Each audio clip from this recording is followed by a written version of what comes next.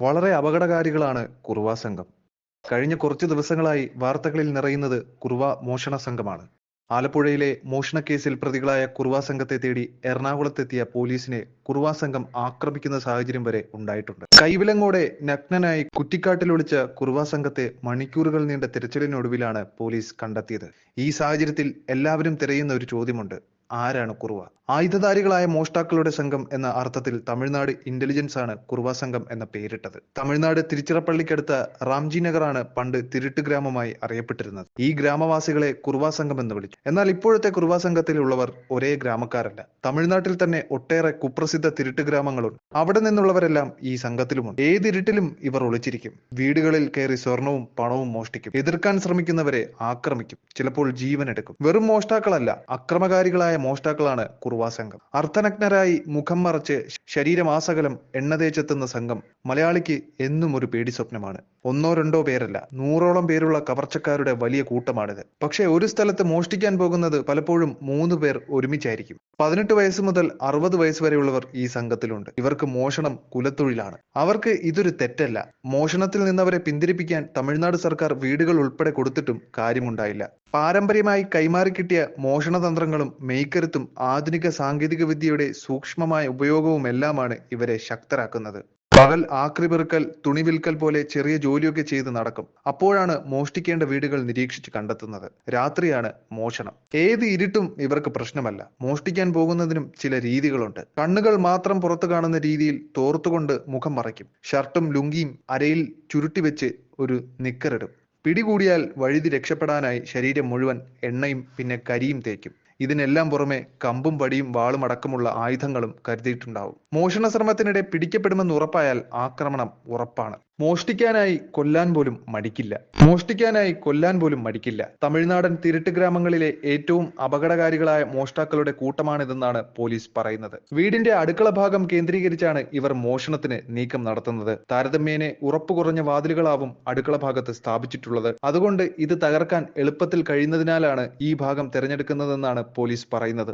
മറ്റൊരു വഴി കുട്ടികളുടെ കരച്ചിൽ പോലുള്ള ശബ്ദം ഉണ്ടാക്കിയോ ടാപ്പ് തുറന്നുവിട്ടോ വീട്ടുകാരെ പുറത്തേക്കിറക്കുന്നതാണ്. അങ്ങനെ പുറത്തിറങ്ങുന്നവരെ ആക്രമിച്ച് വീടിനകത്തേക്ക് കയറി മോഷണം നടത്തും. ചിലപ്പോൾ ആയുധം കാട്ടി ഭീഷണിപ്പെടുത്തുകയും സ്വർണവും പണവും ഇവർ കൈക്കലാക്കാറുണ്ട്. സ്ത്രീകളുടെ ശരീരത്തിലെ ആഭരണം മുറിച്ചെടുക്കാൻ പ്രത്യേക കത്രികയും ഇവർക്കുണ്ട്.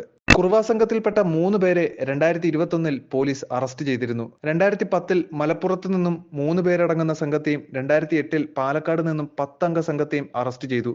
പക്ഷേ ജാമ്യത്തിൽ വിട്ട ഇവരെ പിന്നീട് പിടികൂടാൻ പോലീസിന് കഴിഞ്ഞില്ല. കവർച്ചയ്ക്ക് ശേഷം തമിഴ്നാട്ടിലെ തിരുട്ട് ഗ്രാമങ്ങളിൽ താമസിക്കുന്നതാണ് ഇവരുടെ രീതി. ആലപ്പുഴയുടെ വടക്കൻ മേഖലകളിൽ 2 ആഴ്ചയോളമായി മുഖംമൂടി സംഘം വിലസുകയാണ്. 10ലേറെ വീടുകളിൽ കള്ളൻ കയറി. 2 ആഴ്ചക്കിടെ മണ്ണഞ്ചേരിയിലെ 4 വീടുകളിലാണ് മോഷണം നടന്നത്. കായംകുളത്തും കരിയിലക്കുളങ്ങരയിലും കുറുവാ സംഘത്തിന്റേതെന്ന് സംശയിക്കുന്ന ദൃശ്യങ്ങൾ ലഭിച്ചിട്ടുണ്ട്. ചൊവ്വാഴ്ച മാത്രം കയറിയത് 3 വീടുകളിലാണ്. കോമളപുരം നായിക്കാമ്പള്ളി അജയ്കുമാറിന്റെ അയൽവാസി മരിച്ചതിനെ തുടർന്ന് ഈ ഭാഗത്ത് രാത്രി നാട്ടുകാരുടെ സാന്നിധ്യം ഉണ്ടായിരുന്നിട്ടും മോഷ്ടാക്കൾ കയറി. മണ്ണഞ്ചേരിയിൽ 2 വീടുകളിൽ വീടിന്റെ അടുക്കളവാതിൽ തകർത്ത് അകത്ത് കടന്ന സംഘം ഉറങ്ങുകയായിരുന്ന വീട്ടമ്മമാരുടെ താലിമാലകൾ കവർന്നു. ഒരാളുടെ 3.5 പവൻ സ്വർണം നഷ്ടമായി. ഒരാളുടെ മാല മുക്കുപണ്ടമായിരുന്നതിനാൽ വലിയ നഷ്ടം ഒഴിവായി. 2 വീടുകളിൽ മോഷണ ശ്രമവും നടന്നു. ഏതാനും മണിക്കൂറുകളുടെ വ്യത്യാസത്തിൽ അടുത്തടുത്ത പ്രദേശങ്ങളിലായിരുന്നു മോഷ്ടാക്കളുടെ വിളയാട്ടം. പോലീസും ഡോഗ് സ്ക്വാഡും ഫോറൻസിക് വിദഗ്ധരുമെല്ലാം സ്ഥലത്തെത്തി പരിശോധന നടത്തിയെങ്കിലും സൂചനകളൊന്നും ലഭിച്ചില്ല. മോഷ്ടാക്കളുടെ നിരവധി CCTV ദൃശ്യങ്ങൾ പോലീസ് ശേഖരിച്ചിട്ടുണ്ട്. നിലവിൽ ആലപ്പുഴ ഡിവൈഎസ്പി MR മധുബാബുവിന്റെ നേതൃത്വത്തിൽ 7 അംഗ സംഘമാണ് സംഭവം അന്വേഷിക്കുന്നത്. തമിഴ്നാട്ടിലേക്കും അന്വേഷണം വ്യാപിപ്പിച്ചിട്ടുണ്ട്.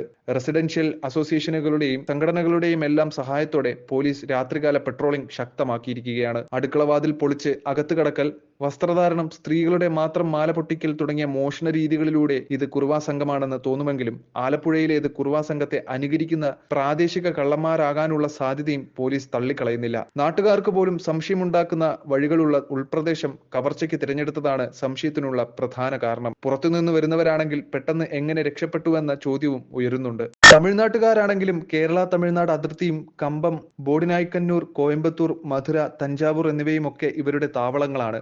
ആദ്യം പാലക്കാടും പിന്നെ കോഴിക്കോടുമായി കേരളത്തിൽ പലയിടത്തും നേരത്തെയും ഈ സംഘം മോഷണം നടത്തിയിട്ടുണ്ട്. സാമ്പത്തിക വ്യത്യാസമില്ലാതെ സ്ത്രീകൾ സ്വർണ്ണാഭരണങ്ങൾ ധരിക്കുന്നത് കൊണ്ടാണ് കേരളം ഇവർ തിരഞ്ഞെടുക്കുന്നതെന്നാണ് പോലീസ് പറയുന്നത്.